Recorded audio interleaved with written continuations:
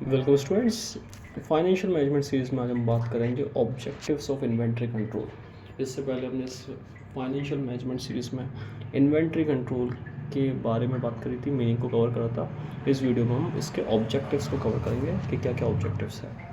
कुछ पॉइंट्स दे रखे हैं यहाँ पर, उन पॉइंट्स के बेसिस पे हम ऑब्जेक्टिव पढ़ेंगे, जैसे कि minimum investment in working capital, continuous supply of raw material, continuous production, minimize purchase and inventory cost, provide better services to the customer to minimize the risk और लॉस। इन point के basis पे हम यहाँ पर इन्वेंट्री कंट्रोल के objectives की बात करेंगे कि इन्वेंट्री कंट्रोल क्यों करा जाता है, क्यों ऑब्जेक्टिव है, क्या क्या ऑब्जेक्टिव है इसके।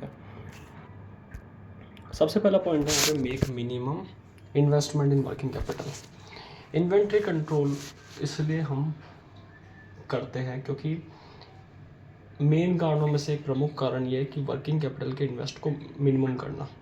वर्किंग कैपिटल यानी कि current assets over current liability, या फिर हम ये कह सकते हैं कि excess of current assets over current liability.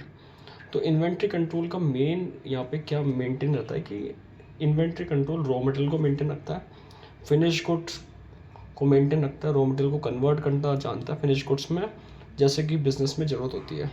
तो इसमें क्या होता है, जब भी आप रॉ मटेरियल को मेंटेन करोगे तो उसको रॉ मटेरियल के ऊपर आने वाला मेंटेनेंस खर्चा वो मिनिमम रहेगा, क्योंकि आप मेंटेन करके रख रखे हो उसको। आप फाइनेंशियल फिनिश गुड्स जो होते हैं उनको मेंटेन करने का जो खर्चा है वो आप सही कर पा रहे हो और उनको कंट्रोल कर पा रहे हो। तो जब आप इन्वेंट्री को कंट्रोल करोगे, आपको पता है कि कितनी मार्केट में डिमांड है, मार्केट में कितनी सप्लाई है, तो उसके बेसिस पे आप इन्वेंट्री को कंट्रोल रखोगे।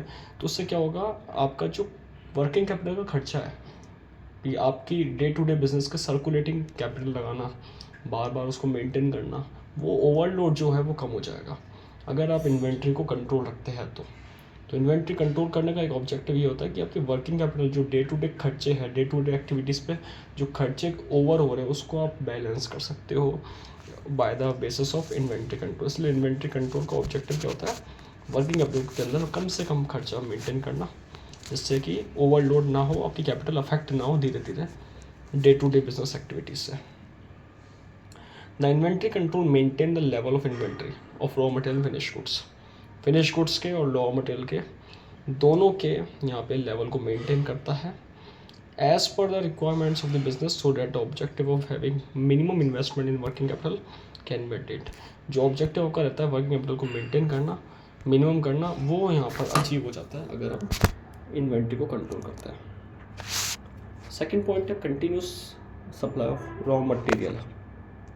सेकेंड पॉइंट है इसमें इन्वेंट्री कंट्रोल का ऑब्जेक्टिव में कि सप्लाई मेंटेन करना रॉ मटेरियल की। अगर आपको पता है कितनी मार्केट में डिमांड है तो उसके बेसिस पर आप सप्लाई को मेंटेन कर पाएंगे। इन्वेंट्री कंट्रोल का ऑब्जेक्टिव क्या होता है, जो स्टॉक है उसको कंट्रोल रखना।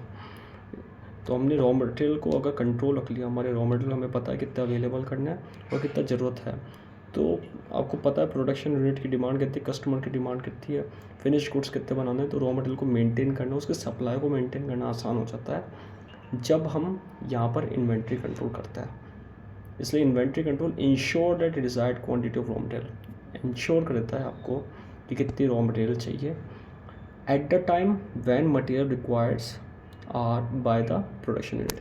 जब आपको मटेरियल रिक्वायर्ड होगी तब वो आप अवेलेबल इन्वेंट्री को करा सकते हो।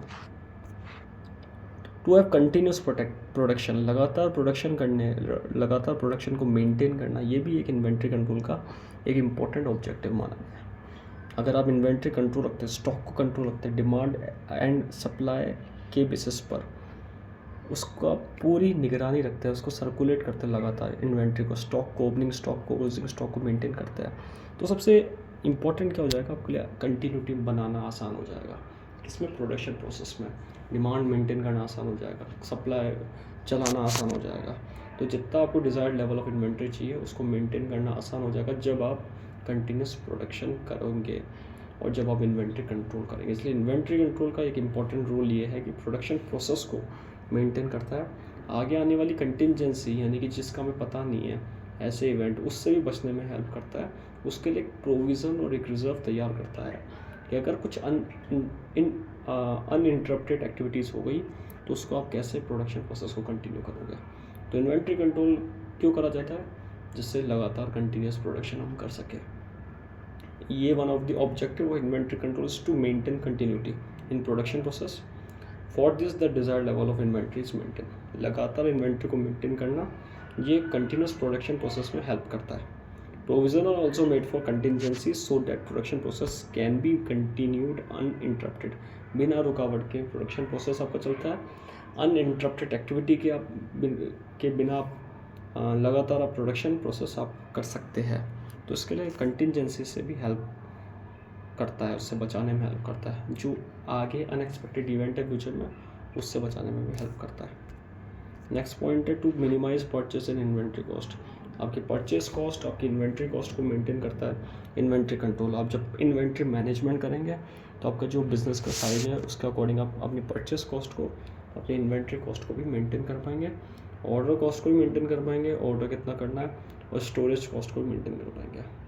तो इन्वेंट्री कंट्रोल के कितने फ़ायदे हैं यहाँ पे, क्या ऑब्जेक्टिव है कि आप अपने खर्चे, जो परचेज है, खर्चा करना, परचेज के खर्चे उसको मेंटेन कर सकते हो आप demand and supply of market forces से के बेसिस पर। अपनी इन्वेंट्री कॉस्ट को मेंटेन कर सकते हो आप, अपनी ऑर्डर कितना ऑर्डर करना है, कितना मेंटेन करना है, स्टोरेज करना, वो सब कॉस्ट को मेंटेन कर सकते हैं। इसलिए मिनिमाइज करता है इन्वेंट्री कॉस्ट और परचेस कॉस्ट हमारा इन्वेंट्री कंट्रोल, ये ऑब्जेक्टिव इसका रहता है।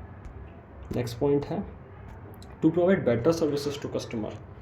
इन्वेंट्री कंट्रोल करना, एक सर्कुलेटिंग करना स्टॉक को, स्टॉक की कमी को पता लगाना, उसमें क्या एरर है, उसके अंदर लेस क्या है, उसके अंदर मोर क्या है, सबको पता लगाने में हेल्प करता है।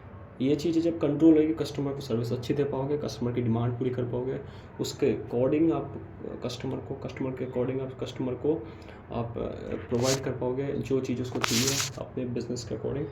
तो एक मोस्ट इंपॉर्टेंट ऑब्जेक्टिव है इन्वेंट्री मैनेजमेंट का कि कस्टमर को बेटर सर्विस देना। कस्टमर सेटिस्फाइड होगा, सेल्स बढ़ेगी और प्रॉफिट का ऑब्जेक्टिव पूरा होगा, फर्म लंबे टाइम तक ग्रोथ करेगी। तो ये एक फ़ायदा इसका इन्वेंट्री कंट्रोल का मिलता है। टू मिनिमाइज द रिस्क और लॉसेस। 6 पॉइंट, कम से कम रिस्क मेंटेन करना, लॉसेस को कवर करना। एक तो रिस्क मेंटेन करता है, लॉसेस को कवर करता है, वेस्टेज को बचाता है कंपनी के, और कंपनी की जो स्पॉइलेज है, जहाँ पे चीज़ें ख़राब हो रही है, चीज़ें धीरे धीरे डेट्रेशन हो रही है, तो उन चीज़ों को यहाँ पर मेंटेन कौन करता है, हमारा इन्वेंट्री कंट्रोल। इन्वेंट्री कंट्रोल का सबसे इम्पोर्टेंट काम क्या है, स्टॉक को मेंटेन करना, चीज़ें जो बिगड़ रही, डेट्रेशन हो रही है उनको मेंटेन करना, और साथ ही साथ चीज़ों को ख़राब होने से बचाता है, वेट लॉस, चीज़ों को लॉस होने से बचाता है, उनके वेट जो है, ऑब्सोलेंस, चीज़ों को भूलने से बचाता है। तो इन्वेंट्री कंट्रोल बहुत चीज़ों को कवर करता है, रिस्क को कवर करता है, कंट्रोलिंग अच्छी रखता है, और एक मैनेजमेंट का एक हिस्सा है ये, जिससे कंपनी अपने इन्वेंट्री को प्रॉपर मैनेजमेंट कर सकती है। इसलिए हम इसको इन्वेंट्री मैनेजमेंट के नाम से भी जानते हैं। तो कुछ पॉइंट हमने पढ़े जो ऑब्जेक्टिव बताते हैं इन्वेंट्री कंट्रोल के, उन पॉइंट्स को कवर करा, जिसमें इन्वेस्टमेंट इन वर्किंग कैपिटल से लेकर के रिस्क और लॉसेस तक के पॉइंट है, जिसमें प्रोडक्शन कंटिन्यू करने से लेकर के कस्टमर को सर्विस बेटर देने तक है, रॉ मटेरियल से लेकर के यहाँ पे इन्वेंट्री कॉस्ट और परचेस कॉस्ट को मेंटेन करने से है। तो ये कुछ ऑब्जेक्टिव है जो कि हमने इन्वेंट्री कंट्रोल के पढ़े। आगे आने वाली वीडियो में हम इन्वेंट्री कंट्रोल के और टॉपिक्स को कवर करेंगे। Thank you.